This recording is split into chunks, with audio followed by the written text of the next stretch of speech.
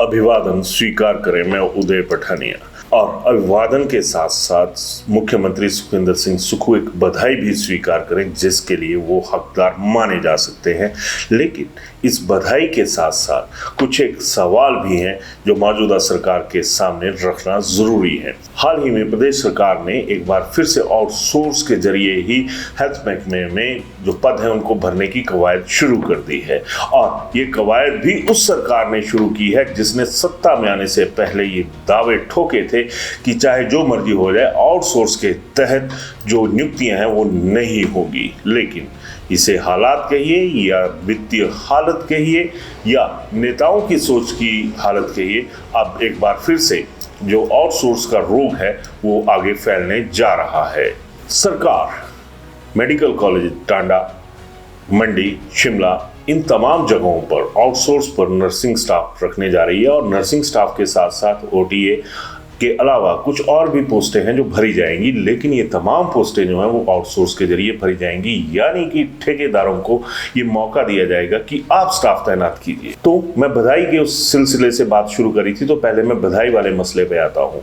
इस बार मुख्यमंत्री सुखविंदर सिंह सुक्खू ने उन तमाम लोगों को आउटसोर्स पर रखने की जो एक तरजीह है वो देने को कहा है, जिन्होंने कोरोना के दौर में आकर समाज का साथ दिया था, सरकार का साथ दिया था, लेकिन कोई पॉलिसी ना होने की वजह से उन्हें इस सरकार में ही जाना पड़ गया था। तो अब ये कहा जा रहा है कि जो कोविड के दौरान के जो स्वास्थ्य कर्मी थे, नर्सिंग स्टाफ था, वार्ड बॉयज थे, उनको एक बार फिर इसी आउटसोर्स भर्ती पर रखने की जो है वो तरजीह दी जाए।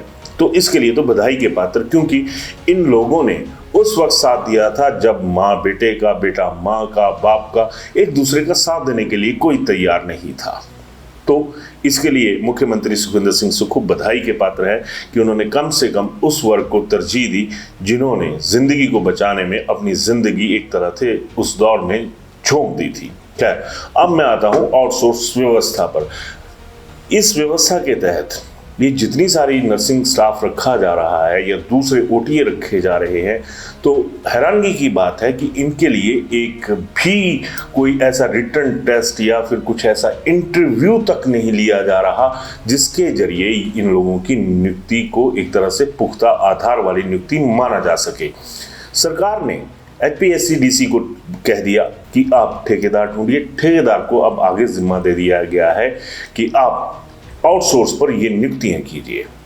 अब सवाल तो ये है कि क्या ठेकेदार अब हमारी सेहत के जो रखवाले हुए आने वाले दौर में उसके लिए वो ठेकेदार नियुक्ति करेंगे? क्या गारंटी है कि ये जो लोग हैं इतने एक्सपर्ट हैं कि इन्हें किसी की भी नर्सिंग का जिम्मा दिया जा सके? लेकिन ओटीए तक में जो भर्तियां वो ठेके पर होंगी, कोई नई बात नहीं है। ये बाहर कायदे से देखा जाए तो जो प्राइवेट हॉस्पिटल्स हैं उसमें भी यही व्यवस्था रहती है। लेकिन फिर ये सरकारी व्यवस्था किस चीज़ की? एक प्राइवेट संस्थान में और सरकारी संस्थान में फ़र्क क्या रह गया? अगर जिंदगी की गारंटी की बात की जाए तो गारंटी वहाँ पर भी कोई ऐसी पूरी होती हुई नहीं दिख रही है इस व्यवस्था के तहत जिससे ये लग सके कि सरकार ने जो अपने खाते से बंदोबस्त किए थे वो बहुत पुख्ता थे। क्योंकि यहाँ पर एक तरह से जो सिस्टम है उसको ही ताक पर रख दिया गया है। यानी अगर मैं नटशेल में एक बात कहूँ तो आम आदमी की सेहत का जिम्मा जो है वो सरकारी संस्थानों में ठेकेदार संभालेंगे।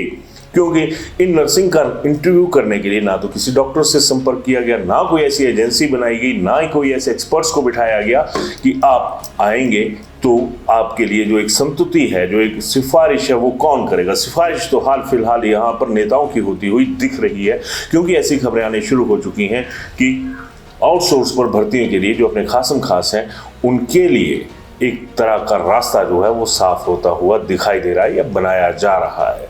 लेकिन सबसे बड़ी बात, जब जीवन संघर्ष में होता है, जिंदगी और मौत की जंग लगी होती है, तो क्या सिफारिशी तौर पर इन चीज़ों का बंदोबस्त किया जाना जरूरी है? सवाल बहुत सारे हैं लेकिन जवाब कोई नहीं है। अब यही सरकार है और यही व्यवस्था है जो डॉक्टर्स की एमबीबीएस होने के बाद भी एक तरह से कई टेस्ट होते हैं, कई चीज़ें होती हैं, उसके बाद एमसीआई की शर्तें होती हैं। यहाँ पर कौन सी शर्त है? जीवन के लिए ज़रूरी है जो सिफारिश है वो काबिल डॉक्टर्स की चाहिए, काबिल एक्सपर्ट्स की चाहिए। ठेकेदारों की संतुष्टि से क्या ये सिस्टम पुख्ता चल पाएगा? बहुत सारे सवाल हैं जो यहाँ पर जुड़ रहे हैं और जिंदगी की डोर जो है वो छूटती हुई नजर भी आने शुरू हो चुकी है। लेकिन पूछे कौन, सवाल उठाए कौन? सिस्टम अपने तरीके से चल रहा है।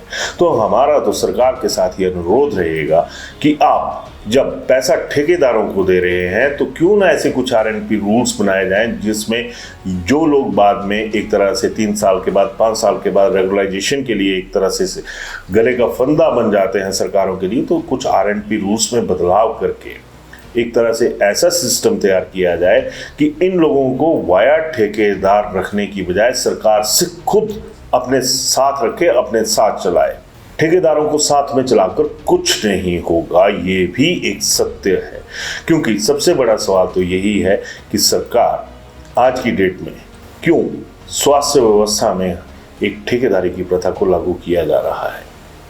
और खुद डॉक्टर्स कहते हैं कि जो एक नर्स होती है वो वकील होती है मरीज की, वो मरीज के लिए वकालत करती है। वो डॉक्टर्स को बताती है कि सर ये बीमारी थी, बीपी कम था, बड़ा था, जो बाकी टेस्ट थे वो कैसे थे, या इसमें क्या मरीज में कितना सा बदलाव आ रहा है। तो कहीं ना कहीं जो एक एक्सपर्ट वाली बात होती है, और ऐसा नहीं है कि हम इनकी योग्यता पर सवाल उठा रहे हैं, लेकिन भर्ती करने का जो पैरामीटर्स हैं उस पर सवाल उठना तो लाजमी है। जब मरीज के वकील ही काबिल नहीं होंगे तो मरीज की सेहत कितनी सी अच्छी बन जाएगी, ये एक बड़ा सवाल है। खैर, जिंदगी भी आउटसोर्स पर जाने के आसार बन चुके हैं और दुआ कीजिए कि जिंदगी की आउटसोर्सिंग ना हो। धन्यवाद।